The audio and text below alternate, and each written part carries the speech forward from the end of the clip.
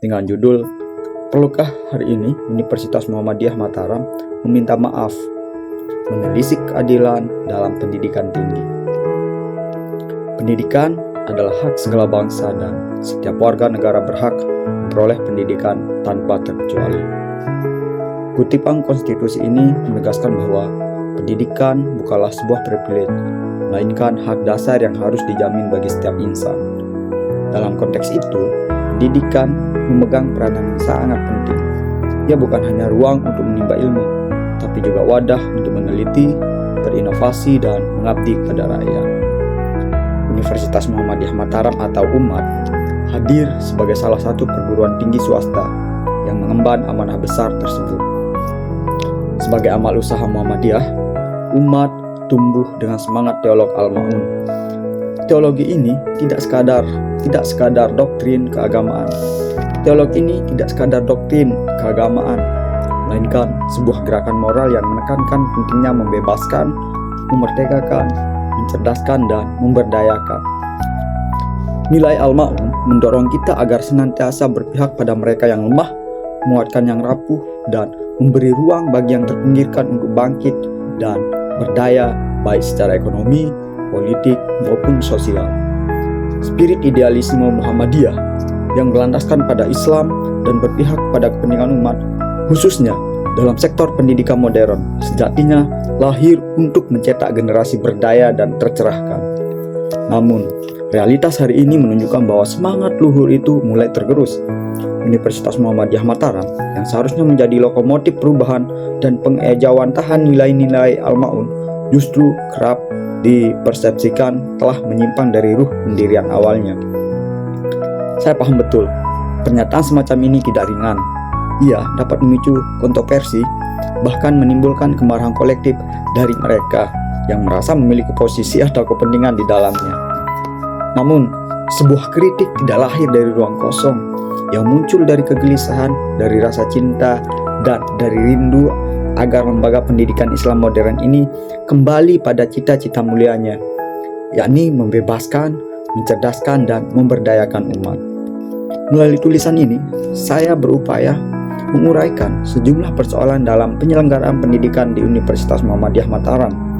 Uraian-uraian ini diharapkan agar mampu menjadi kacamata reflektif baik bagi para pembaca, khususnya mahasiswa yang sedang ataupun akan menempuh pendidikan tinggi. Tujuannya sederhana, yakni menumbuhkan kesadaran bersama mengenai satu pertanyaan mendasar. Perlukah hari ini Muhammadiyah Mataram meminta maaf kepada mahasiswa dan alumninya?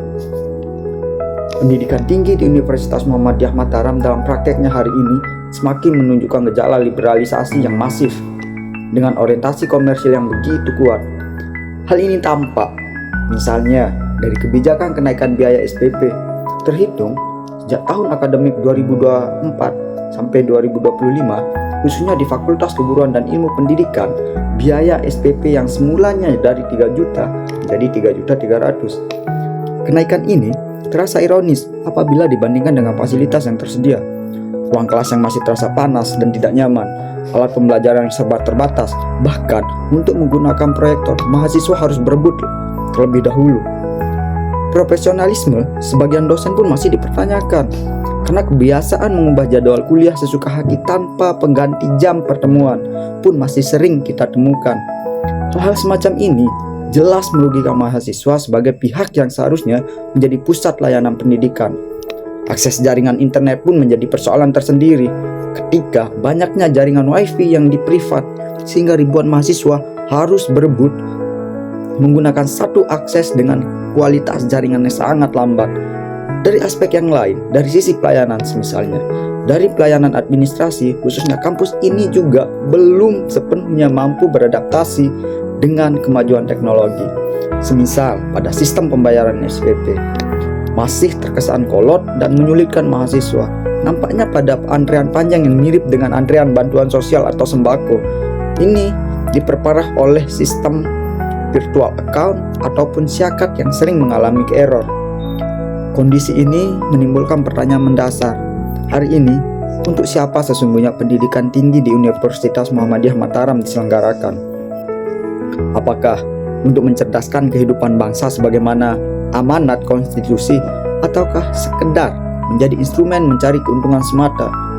Kenaikan biaya pendidikan yang tidak diimbangi dengan peningkatan kualitas dan layanan justru menghadirkan kesenjangan yang semakin nyata. Mahasiswa yang seharusnya menjadi pusat perhatian kerap diperlakukan layaknya konsumen. Mereka membayar lebih mahal tetapi mendapatkan pelayanan yang jauh dari standar ideal sebuah perguruan tinggi. Ruang belajar yang tidak nyaman, akses teknologi yang terbatas, serta sistem administrasi yang berbelit membuat pengalaman belajar di kampus ini jauh dari cita-cita pendidikan modern.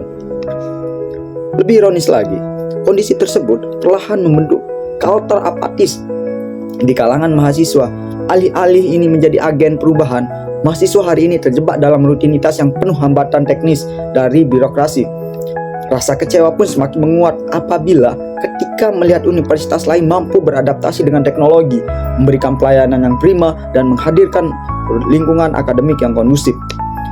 Situasi ini mencoreng semangat awal Muhammadiyah dalam dunia pendidikan.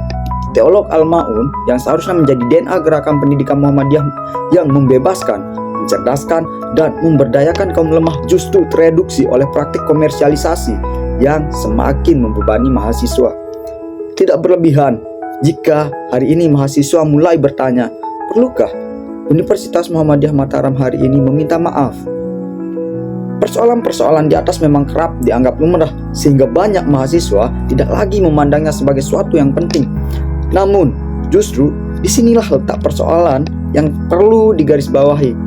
Universitas Muhammadiyah Mataram adalah lembaga pendidikan tinggi yang menempati peringkat keempat kampus terbaik di NTB. Posisi ini seharusnya menjadi beban moral sekaligus tanggung jawab besar bagi universitas untuk menunjukkan kualitas yang sepadan dengan reputasi yang disandangnya.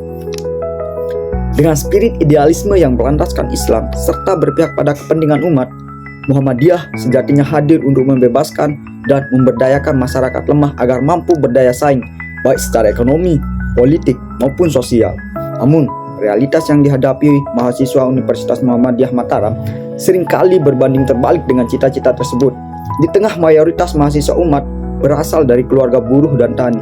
Jika ditilik dari kondisi ekonomi, penghasilan orang tua mahasiswa yang bekerja sebagai petani sangat bergantung pada musim panen. Ketika dihitung dan dirata-ratakan, pendapatan mereka bahkan tidak sampai 1 juta per bulan. Nah, beban ini semakin berat ditambah karena mahasiswa harus menanggung biaya hidup di kota. Sedangkan biaya tempat tinggal di kota hari ini berkisar 500 sampai 700 per bulan. Sedangkan untuk konsumsi rata-rata 3 kali sehari dengan harga 10.000 per sekali makan, maka total yang akan disentuh selama 1 bulan untuk konsumsi sebanyak 900 per bulan. Gambaran sederhana ini menunjukkan bahwa kebutuhan dasar mahasiswa saja sudah mendekati atau bahkan melebihi penghasilan bulanan keluarga mereka. Dalam situasi seperti ini, kebijakan kampus yang menaikkan biaya SPP tanpa diimbangi peningkatan fasilitas yang jelas semakin menekan mahasiswa, khususnya yang berasal dari kalangan ekonomi lemah. Dapat diduga bahwa Universitas Muhammadiyah Mataram akan menyampaikan pembelaan dengan menekankan kebijakan yang dianggap berorientasi pada keadilan dan nilai-nilai humanisme, khususnya bagi mahasiswa angkatan 2025. Hal tersebut diwujudkan melalui penerapan sistem subsidi yang mencakup biaya kuliah maupun biaya bangunan bagi mahasiswa baru. Namun demikian, berdasarkan data yang dihimpun, kebijakan subsidi tersebut tidak diterapkan secara menyeluruh pada seluruh fakultas dan program studi. Subsidi ini hanya diberlakukan di 4 fakultas, yakni Fakultas FISIF, FAI, FKIF, dan FIX, dengan total 10 program studi yang meliputi ilmu perpustakaan, manajemen retail, fisika, sejarah, matematika, ekonomi syariah, pendidikan guru atau PGMI, bahasa Arab, komunikasi penyiaran atau KPI, dan kebidanan. Nah, besaran subsidi pun bervariasi, yakni antara 25% sampai 50% untuk biaya SPP maupun biaya pembangunan, dan umumnya hanya diberikan kepada mahasiswa semester 1 sampai semester 3. Akumulasi fakta yang telah dipaparkan memperlihatkan betul bahwa praktik penyelenggaraan pendidikan di Universitas Muhammadiyah Mataram belum sepenuhnya mencerminkan prinsip keadilan. Sebaliknya, kondisi tersebut mengindikasikan adanya pola birokrasi yang patut dikaji lebih lanjut. terutama apabila dianalisis melalui kerangka pendidikan yang mengalami proses liberal. Dalam perspektif ini, mahasiswa baru maupun pembaca akan lebih mudah mengidentifikasi berbagai persoalan mendasar yang selama ini terabaikan realitas, yang tidak lagi relevan dengan perkembangan zaman dan jauh dari nilai-nilai humanisme yang semestinya menjadi landasan untuk pendidikan tinggi.